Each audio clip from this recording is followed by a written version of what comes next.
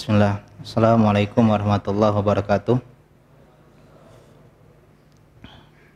Innal hamdalillah nahmaduhu wa nasta'inuhu wa nastaghfiruh wa natubu ilaih wa na'udzu billahi ta'ala min syururi anfusina wa min sayyiati a'malina may yahdihillahu fala mudhillalah wa may yudlil fala hadiyalah wa asyhadu an la ilaha illallah wahdahu la syarikalah wa asyhadu anna Muhammadan abduhu wa rasuluh la nabiyya ba'dah. Allahumma sholli wa sallim ala sayyidina Muhammadin wa ala alihi wa ashabihi ajma'in wa man tabi'ahum bi ihsanin ila yaumiddin, amma ba'du. Segala puji Allah Subhanahu wa taala yang pada hari ini Allah Subhanahu wa taala berikan kita kesempatan untuk melanjutkan kajian kita ya sebelum buka puasa bersama di Pesantren Al-Madinah, membahas kitab apa? Al-Ghurrar min Mauqufil Athar, dan kita ini pertemuannya keberapa? Yang kedua, dan kita akan bahas ghurrah yang ke-thalitsah, yang ketiga. Kemarin sudah kita bahas dua ghurrah, ucapan ya emas dari dua sahabat yang mulia, Abu Bakar As-Siddiq radhiyallahu ta'ala anhu dan juga Umar ibn Khattab radhiyallahu ta'ala anhu. Sekarang kita lanjutkan al-ghurrah tsalitsah. Bismillah, qala al-mu'allif hafizahullah ta'ala Syekh Shalih Al-Utsaimin fi kitabil ghurrar min mawqufil athar. Al-ghurrah tsalitsah an Utsman bin Affan radhiyallahu ta'ala anhu, dari sahabat yang mulia Utsman bin Affan, annahu qala, bahwasanya beliau berkata, wallahi, demi Allah, la in qatalta rajulan wahidan laka'annama qataltan nasa jami'an. Demi Allah, kalau engkau membunuh satu nyawa saja, ya maka engkau seperti membunuh semua manusia. Rawahu Sa'id ibn Mansur, ya, riwayat Sa'id ibn Mansur an Abi Hurairah, dari sahabat yang mulia Abu Hurairah radhiyallahu ta'ala anhu, semoga Allah meridai beliau.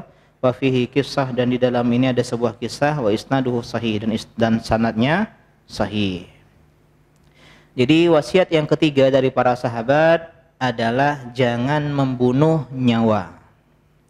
Jadi kisahnya ini ketika Utsman ibn Affan sedang dikepung oleh orang-orang Khawarij di kota Madinah. Itu sahabat pengen membela Utsman bin Affan. Khawarij pengen membunuh Utsman bin Affan. Ya, bahkan sebagian sahabat seperti rawi hadis ini Abu Hurairah radhiyallahu anhu bilang, Utsman, kita perangi aja mereka. Ya, kita lawan mereka. Kemudian Utsman pun mengucapkan ucapan ini, jangan. Ya, beliau nggak mau terjadi pertumpahan darah di antara kaum muslimin. Beliau memilih bersabar, terbunuh dalam keadaan syahid, dalam keadaan puasa dan membaca Al-Quran. Dibunuh oleh orang-orang Khawarij secara keji di rumah beliau. Dan ucapan beliau ini itu selaras dengan firman Allah Subhanahu wa taala Al-Maidah ayat ke-32.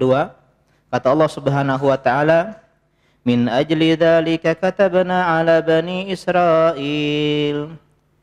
Oleh karena itu kami tetapkan kepada Bani Israel, annahu man qatala nafsan bighairi nafsin aw fasadin fil ardi fakannama qatala nasa jami'a wa man ahyaha fakannama ahyan nasa jami'a. Siapa yang membunuh satu nyawa tanpa hak, bukan karena nyawa dibalas nyawa, dan berbuat kerusakan di muka bumi, maka dia telah membunuh semua manusia. Dan siapa yang menghidupkan satu nyawa, menyelamatkan satu nyawa. Ini ayat yang sering saya sampaikan di hadapan para dokter, para suster, perawat yang setelah menolong pasien, ya, menyelamatkan satu nyawa, maka dia seperti menyelamatkan semua nyawa manusia. Jadi adik-adik ya semuanya, pesan dari wasiat beliau ini, apapun yang terjadi tolong jangan tumpahkan darah kaum muslimin. Ya, betapa besarnya dosa seolah-olah kita membunuh semua manusia. Jadi di antara wasiat dari Utsman bin Affan, apapun yang terjadi, semarah apapun kita, emosi apapun kita, sejahat apapun orang kepada kita, tolong jangan tumpahkan darahnya. Ustadz, dia telah membunuh saudara saya, maka tegakkan ke hukum, ke pengadilan, karena yang menegakkan hukum had atau qisas adalah penguasa. Kita harus tahan emosi kita, jangan sampai kita menjumpai Allah Subhanahu wa taala dalam keadaan tangan kita berlumur dari darah orang muslim yang tidak layak untuk dibunuh. Sekarang kita lanjutkan biografi beliau, Utsman bin Affan.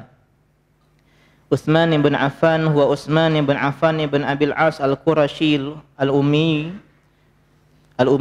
yukna Aba Abdillah wa Aba Amr wa yulaqab bidhil nuraini wa syahidil dar wa jami'il Qur'an. Tufiya sanata 35 bil Madinah. Utsman bin Affan.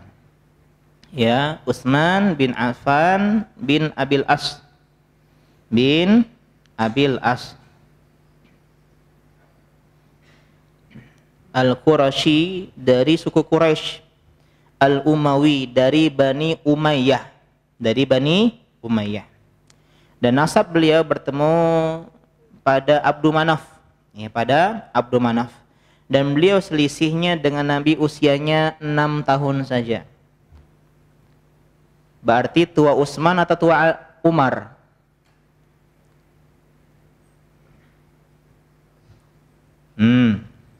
Utsman bin Affan lebih tua dibandingkan Umar bin Khattab. Umar berapa selisih sama Nabi? Nah, kemarin 12 tahun. Ini bedanya 6 tahun. Kunyah beliau Abu Abdillah dan Abu Amr di masa jahiliyah. Ini dalil bolehnya punya kunyah lebih dari satu. Misalnya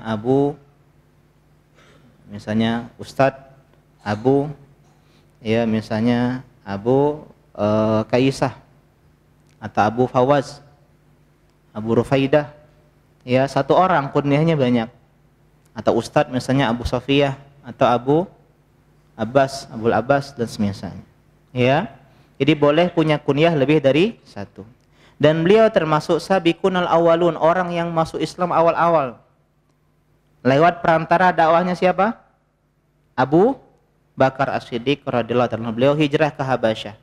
Beliau punya 3 julukan dalam kitab ini. Yang pertama Zunnuraini, pemilik 2 cahaya. Karena Utsman bin Affan menikahi 2 putri Nabi sallallahu alaihi wasallam. Beliau menikah yang pertama adalah Ruqayyah. Ya, Ruqayyah menikah dengan Utsman bin Affan. Ketika itu wafat, Nabi menikah dengan Ummu Kulthum. Ya, Ruqayyah dan Ummu Kulthum. Kemudian ketika Ummu Kulthum wafat, Nabi SAW mengatakan, wahai Utsman, kalau saya masih punya anak perempuan satu lagi yang belum menikah, saya nikahkan kepada dirimu. Ini menantu idaman Utsman bin Affan. Ya, karena beliau punya 2 sifat yang harus dimiliki oleh calon menantu idaman. Yang pertama adalah pemalu.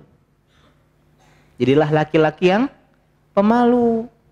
Ya, malu lihat perempuan, enggak duduk-duduk di sana habis kajian, habis tarawih, enggak, malu dia. Ya.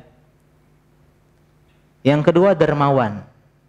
Kalau sama orang aja dermawan, sama istri sama anak lebih dermawan. Kalau kita punya rasa malu dan dermawan nih, menantu idaman. Pengen jadi menantu idaman? Pengen. Ya. Yang kedua, syahidud dar. Artinya syahid, wafat syahid di rumah beliau sendiri. Udah kita kisahkan tadi. Ya, ini tahun-tahun fitnah. Karena gembok fitnah itu Umar bin Khattab. Setelah Umar bin Khattab wafat, fitnah keburukan muncul di tengah umat Islam. Di antaranya adalah Khawarij.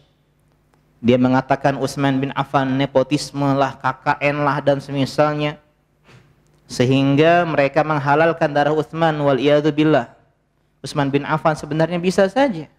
Ya, tapi Utsman bin Affan ingat dengan sabda Nabi SAW untuk bersabar. Jangan pernah melepas kekhilafahan yang Allah amanahkan kepadanya. Jadi beliau tetap jadi khalifah meskipun di revolusi ya, atau misalnya di ini ya oleh orang-orang Khawarij. Tetap beliau memegang tampuk kekuasaan dan wafat menjumpai Nabi dalam keadaan syahid, dalam keadaan berpuasa, dalam keadaan membaca Al-Quran, dan darah beliau menetes dalam surat Al-Baqarah 137. Fasayakfikahumullah wa huwas samiul alim. Allah lah mencukupkan engkau dari mereka. Allah Maha mendengar, Maha mengetahui. Dan julukan beliau yang ketiga adalah Jami'ul Quran, mengumpulkan Al-Quran. tahap yang kedua. Yang pertama Abu Bakar Siddiq. Ya, kemudian di zaman Utsman bin Affan, beliau menyalin mushafnya Abu Bakar Siddiq dan menyebarkan mushafnya ke seluruh penjuru dunia sehingga dikenal dengan mushaf Rasam Utsmani, ya. Beliau dikenal dermawan, pemalu, ya, di perang Tabuk beliau dermawan, mewakafkan sumur untuk kaum muslimin. Beliau pemalu, saking malunya malaikat pun malu sama beliau, dan beliau, ya, adalah khalifah ketiga setelah siapa? Umar bin Khattab, dan beliau ditunjuk hasil musyawarah 6 orang. Ya, 6 orang bermusyawarah. Ya, Abdurrahman bin Auf, ya, Ali bin Abi Thalib, kemudian Talhah, kemudian Sa'ad bin Abi Waqqas, kemudian Zubair bin Awam, dan Utsman bin Affan. Kemudian, ya, mundur, semuanya mundur, Talhah mundur, Zubair mundur, sisa Utsman dan Ali. Abdurrahman bin Auf belusukan minta pendapat para sahabat dan masyarakat penduduk, dan disimpulkan bahwasanya Utsman bin Affan yang menjadi khalifah ketika itu. Beliau menjabat paling lama di antara khulafa ar-rasyidin. Kalau Abu Bakar Siddiq berapa tahun? 2. Umar 10. Utsman 12 tahun. 12 tahun. Dan beliau wafat tahun ke-35 Hijriah di kota Madinah. Dalam usia, yuk kita matematika lagi. Usia beliau wafat tahun 35. Jarak sama Nabi 6 tahun. Siapa yang tahu? Ayo matematika dimainkan. Beliau, ya, cluenya jarak sama Nabi 6 tahun, lebih muda. Beliau wafat tahun 35 Hijriah. Ayo matematika. Ingat, Nabi hijrah berapa usia beliau? Ayo, 52. 53. Kan jadi Nabi 40 tahun. Ya, kemudian tambah di Mekah 13 tahun. Jadi 53, tambahin aja 53 tambah 35 berapa? Berapa? 53 tambah 35 88. Berarti usia beliau 88 tahun. Benar? Enggak, berapa? 82. Kenapa? Karena yang tadi itu usia siapa? Nabi, seandainya beliau masih hidup. Dan selisihnya 6 tahun. 88 dikurang 6, 82 tahun. Ya, matematika itu menyenangkan. Ya, menyenangkan. Saya suka matematika ketika dulu ya. Selesai ghurrah yang ketiga. Kemudian selanjutnya adalah ghurrah yang keempat. Al-ghurrah ar-rabi'ah. Tadi Utsman wafat di kota Madinah, ya, di kota Madinah, dan beliau dimakamkan di Baqi', ya. Ya, sekarang lanjut al-ghurratur rabi'ah. An Ali ibni Abi Thalib radhiyallahu ta'ala anhu, dari sahabat yang mulia Ali bin Abi Thalib. Anahu qala, beliau berkata, ahbib habibaka haunan ma, cintailah orang yang kau cinta sekadarnya saja. Jangan terlalu berlebihan dalam mencinta. Ngefans, idola. Asa an yakuna baghidaka yauman ma, karena bisa jadi esok lusa orang yang kau cinta akan menjadi orang yang kau benci. Wa abghid baghidaka haunan ma, dan bencilah orang yang kau benci sekadarnya saja. Jangan berlebihan benci. Asa an yakuna habibaka yauman ma, bisa jadi orang yang engkau begitu benci suatu saat nanti esok lusa akan menjadi orang yang engkau cintai. Rawahul Bukhari fil Adabil Mufrad wa lahu turukun iddatun yasihu biha an Ali radhiyallahu ta'ala anhu. Hadis ini riwayat Imam Bukhari dalam Adabul Mufrad. Kalau Imam Bukhari meriwayatkan sebuah hadis tidak dalam Sahih Bukhari, harus disebutkan takyidnya. Hadis Bukhari, jangan stop di dalam Al-Adabul Mufrad. Karena kalau dia bilang hadis riwayat Bukhari saja, artinya ada dalam kitab Sahih Bukhari, sedangkan ini enggak ada dalam Sahih Bukhari. Adanya dalam Al-Adabul Mufrad. Jadi bedakan antara riwayat secara mutlak maupun muqayyad dalam periwayatan hadis, ya. Dan punya banyak jalur yang sah dari Ali bin Abi Thalib, valid dari beliau, ya marfu'an wa la yathbut, dan beliau Syekh Shalih Al-Utsaimin mengatakan ini terkadang disandarkan kepada Nabi sallallahu alaihi wasallam.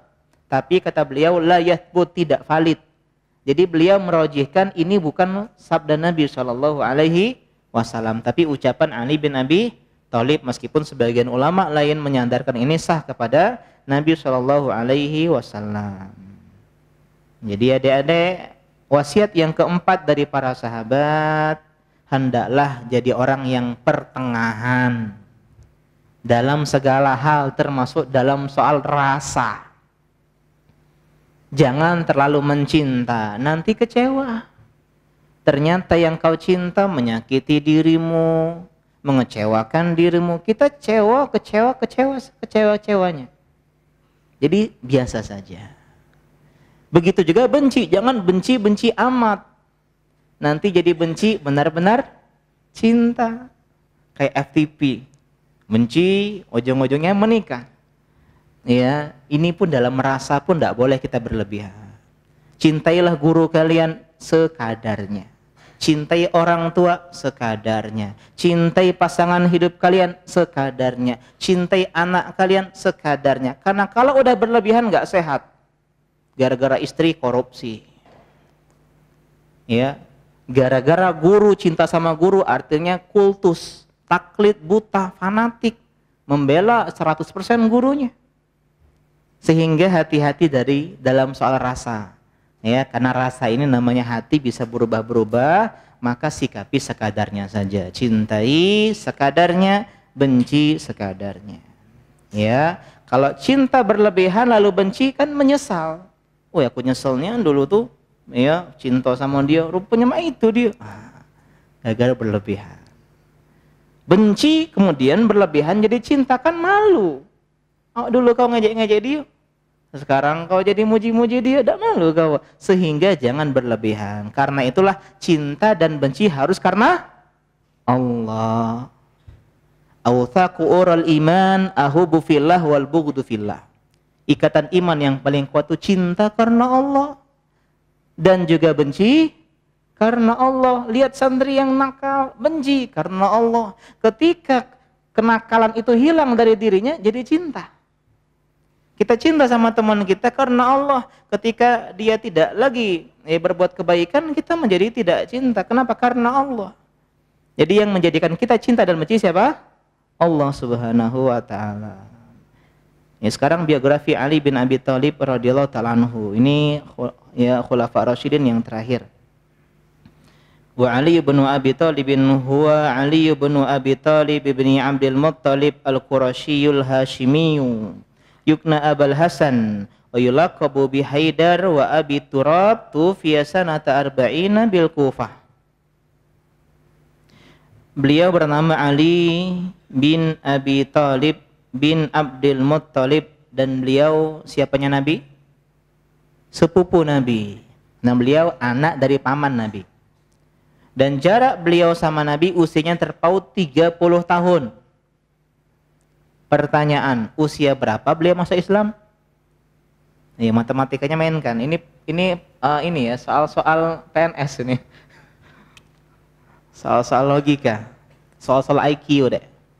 Gampang. 10 tahun, kan Nabi jadi Nabi 40 tahun. Ketika Ali bin Abi Thalib masuk Islam, berarti usianya 10 tahun, karena jarak selisih keduanya 30 tahun. Al-Qurashi, suku Quraisy, Al-Hashimi, Bani Hashim. Beliau berasal dari kabilah yang sama dengan Nabi Shallallahu Alaihi Wasallam. Kunyah beliau Abul Hasan. Dan Hasan itu bukan kembarannya Husain, perhatikan, beda 1 tahun ya. Hasan itu lebih tua dan lebih afdol kata para ahli sejarah. Hasan lahir kemudian baru tahun depan Husain.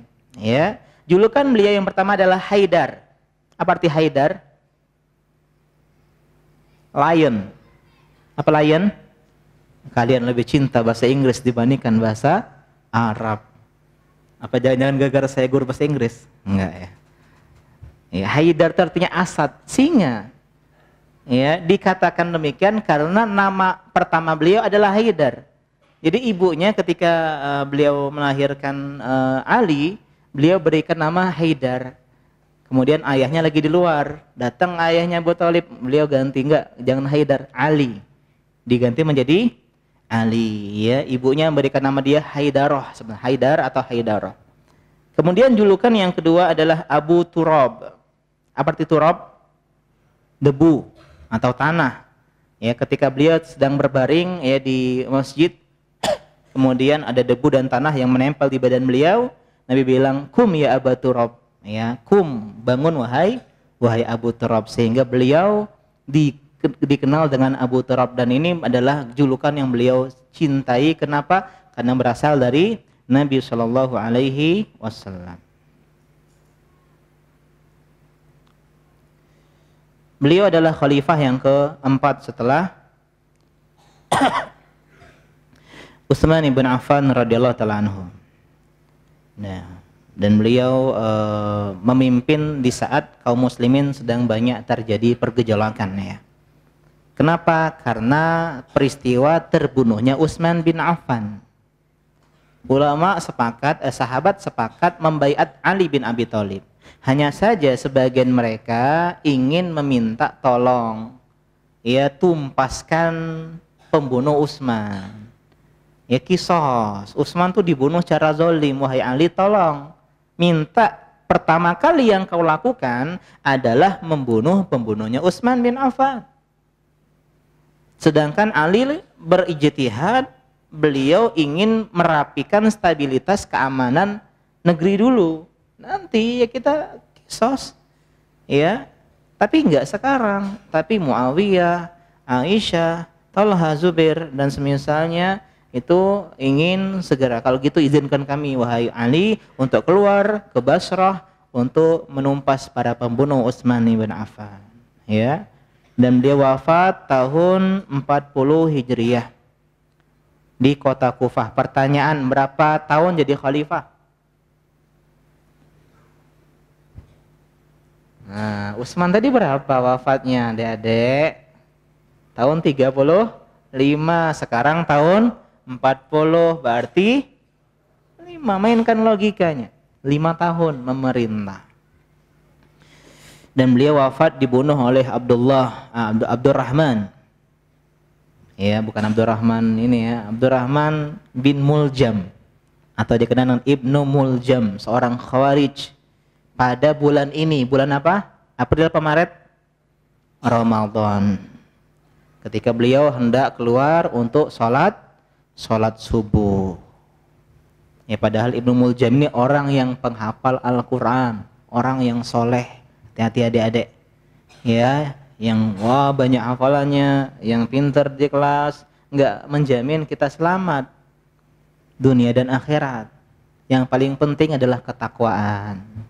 Jadi santri yang punya takwa, punya takut sama Allah, punya adab sama guru dan teman-temannya, itu yang paling penting. Meskipun secara kognitif, ya, secara nilai-nilai, ya dia nggak gede, tapi takwa itu adalah puncak dari ilmu, ya.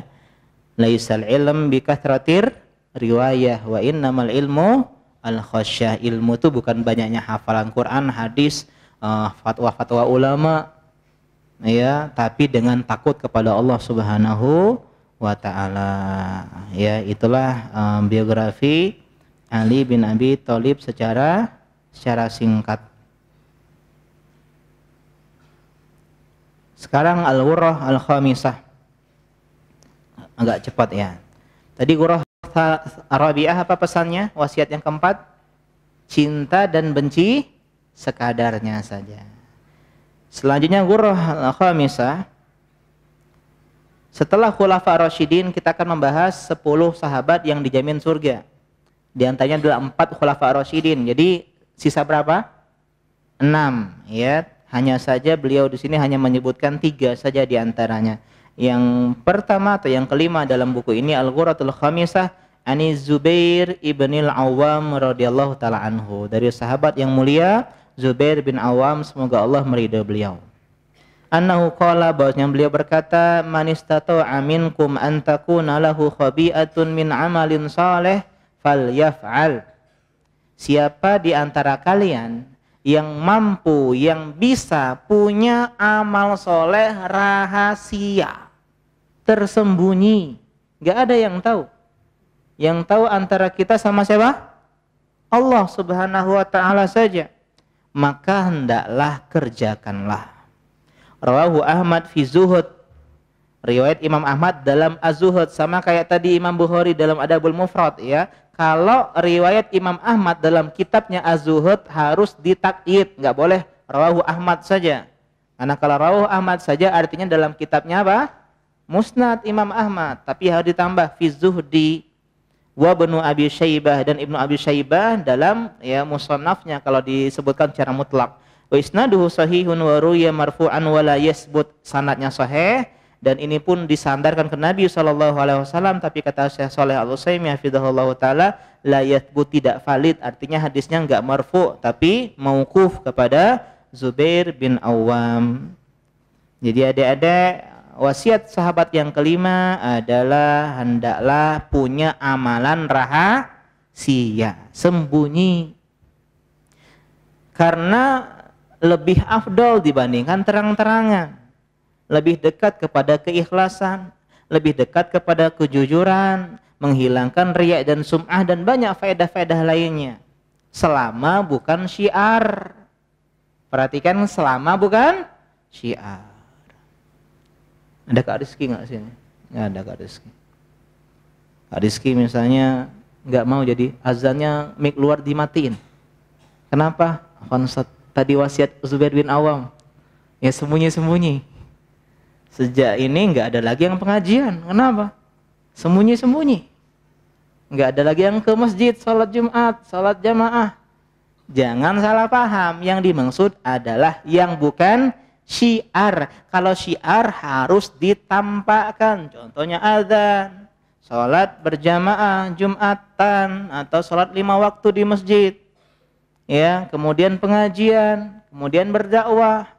Ya, jadi yang dibahas ini adalah amal-amal yang bukan syiar. Wallahu taala a'lam. Zubair bin Awam, ya kita baca sedikit ya singkatnya. Zubair ibn al-Awwam huwa Zubair ibn al-Awwam ibn Khuwailid al-Qurashiyul Asadiyyu yukna Aba Abdillah wa yulaqabu bi hawariyi Rasulillah sallallahu alaihi wasallam, tuwfiya sanata 36 biwadi Sib'i min nawahil Basrah. Zubair bin Awwam bin Khuwailid, ingat enggak Khuwailid ini ayahnya siapa? Nah, ini takut tadi mengamalkan nanti ya, takut riak tadi ya. Jadi Khadijah binti Khuwailid radhiyallahu ta'ala anha. Berarti Zubair ini siapanya Khadijah? Ayo mainkan logikanya. Adek. Ya, Zubair bin Awam bin Khuwailid. Khuwailid itu ayahnya Khadijah. Pertinyi ini, apa hubungan Khadijah sama si Zubair? Iya, keponaannya Khadijah. Khadijah itu bibinya Zubair al-Qurashi, ya, suku Quraisy al-Asadi dari Bani Asad. Nasab beliau jumpa di Qusay bin Kilab. Dan Zubair juga anak dari Sofiyah binti Abdul Muthalib. Nah sekarang pertanyaannya, Sofiyah binti Abdul Muthalib, berarti Zubair itu siapanya Nabi? Sepupu pintar. Ya kenapa? Karena Sofiyah binti Abdul Muthalib artinya siapanya Nabi? Bibi Sofiyah bintinya Nabi. Sehingga Zubair adalah sepupunya Rasulullah Shallallahu Alaihi Wasallam. Beliau termasuk 10 sahabat yang dijamin surga. Sabiqunal awalun juga, awal-awal masuk Islam, perantara dakwah Abu Bakar Siddiq. Usia ketika beliau masuk Islam 15 tahun. Pertanyaannya, berapa jarak matematika atau belajar apa ya? Berapa jarak Nabi sama Zubair bin Awam berapa? Oh, 25, pinter. Karena Nabi jadi Nabi usia berapa? 40 tahun, ketika itu usianya Zubair 15 tahun, selisihnya 25. Ya. Beliau termasuk 6 ahli syura tadi pasca wafat Umar, dikenal dengan ahli penunggang kuda, jago ya menunggang kuda. Kunyah beliau Abu Abdillah karena beliau punya anak namanya Abdullah bin Zubair. Ya. Anak pertama yang lahir setelah hijrah dari Muhajirin. Dari Ansar siapa? Bayi pertama yang lahir setelah hijrah nih. Dari Muhajirin ini ya, Abdullah bin Zubair. Dari Ansar Nu'man bin Thabit. Nu'man bin Thabit, anaknya Thabit. Ya. Laqab beliau Hawari Rasulullah sallallahu alaihi wasallam, penolong Rasulullah. Inna likulli nabiyyin hawariyan wa hawariyaz Zubair. Kata Nabi, setiap nabi itu punya penolong, pembela, hawari, dan hawariku adalah Zubair. Ini julukan Zubair bin Awam. Beliau wafat tahun ke-36 Hijriyah di lembah Siba' di pinggiran kota Basrah pasca perang Jamal. Ya, fitnah antara dua kaum muslimin. Sebenarnya ini mereka ini bukan berperang ya, tapi mereka itu pengen merunding damai ya antara Ali dan pasukan Zubair, Tolha, Aisyah. Ya, tapi orang-orang yang pengen fitnah ini, orang-orang Khawarij ini memecah belah. Ya, mereka menyelinap ke pasukan sebelah, membuat kerusuhan, terjadilah peperangan. Sehingga Zubair bin Awam ya termasuk korban, meskipun beliau ini udah keluar dari pasukan. Ya, mengingkari pertempuran tersebut, beliau keluar, tapi diikuti oleh seorang yang namanya Ammar bin Jurmuz. Ammar bin Jurmuz atau Jarmus yang membunuh Zubair bin Awam. Ada yang bilang ketika tidur, ada yang bilang ketika sedang sholat. Dan dia membanggakan hal itu di hadapan Ali. Ali malah marah, Ali malah mengusirnya, dan Ali malah menangis ya ketika mengetahui Zubair bin Awam meninggal di usia 64 tahun ya, 64 tahun di tahun ke-36 Hijriyah. Allah taala alam. Demikian pengajian kita pada sore hari ini. 3 wasiat sahabat dari Utsman bin Affan, Ali bin Abi Thalib, dan Zubair bin Awam radhiyallahu taala anhum. Semoga bermanfaat. Subhanaka Allahumma wa bihamdika asyhadu an la ilaha illa anta astaghfiruka wa atubu ilaik. Assalamualaikum warahmatullahi wabarakatuh.